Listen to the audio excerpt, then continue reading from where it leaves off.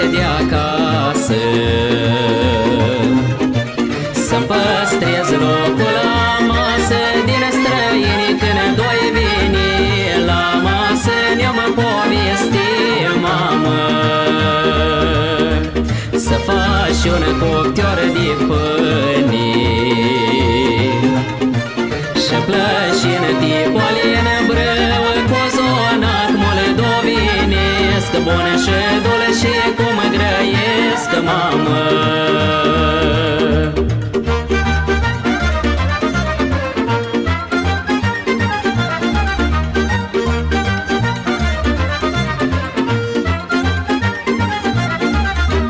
Drumul vieții încurcat-o, mâine plec pe așel de sat, poate gână să scot cararii, dă-mi, Doamne, noroc sub soare, mamă. Nu tăia, nu cu din poartă,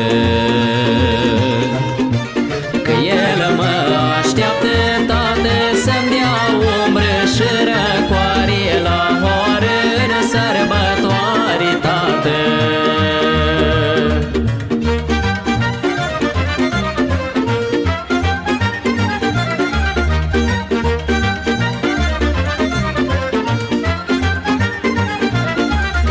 Să mă aștepți, tată, la poartă, tu, mamă, cu pâine coaptă, și dacă o vrea Dumnezeu, mă întoarce în satul meu, tată. Prin străini nu-i ușor, of, și știu că o să-mi și dor, dar, tată, mă sunt dator să fac eu de ajutor, tată. Nicăieri nu